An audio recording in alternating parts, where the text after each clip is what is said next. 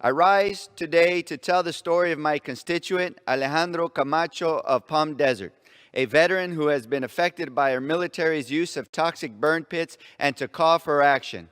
After graduating from La Quinta High School, Alejandro served our nation in the U.S. Marine Corps. From March to September 2009, he was stationed in South Sinjar, Iraq. At great personal sacrifice to himself, Alejandro bravely served as a member of the 3rd Light Armored Reconnaissance Battalion, even missing the birth of his own son, Jacob, while he was stationed overseas. Every single day in South Sinjar, Alejandro breathed in toxic fumes, particulate matter, and carcinogens from the batteries, medical waste, and jet fuel that was burned in large burn pits on his base. And when he returned home, the effects of breathing in those toxic fumes started taking a toll in his body. In 2019, Alejandro was diagnosed with embryonal carcinoma, an aggressive form of testicular cancer. He and his doctor believed his diagnosis to be linked to his exposures to fumes from burning jet propulsion 8 fuel, a known human carcinogen.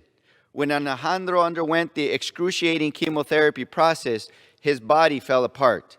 He lost 50 pounds, he lost feeling in his hands and feet, and he constantly heard ringing in his ears.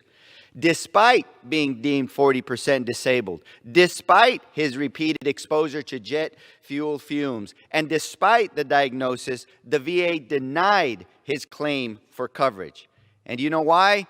Because the VA said there wasn't, quote unquote, enough evidence to establish a connection between his burn pit exposure and the cancer he developed. Look, I'm an emergency medicine physician and a public health expert. And in public health and in medicine, it is practiced that if there is a high enough suspicion based on the evidence available of a harm that causes a severe enough illness, then we need to act on that suspicion.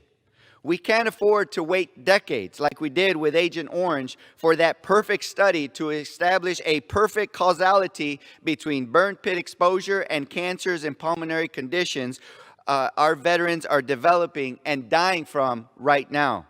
There is enough evidence to act, and we must act for veterans like Alejandro and help him get the health care and benefits he earned when we sent him to war for our country.